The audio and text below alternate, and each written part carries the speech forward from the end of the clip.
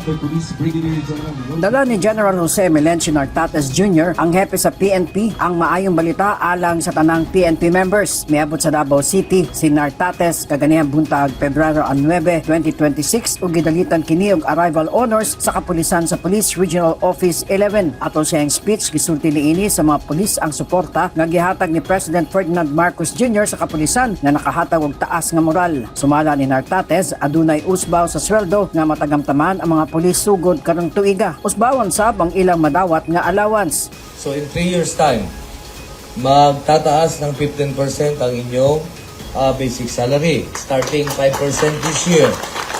Ang ating our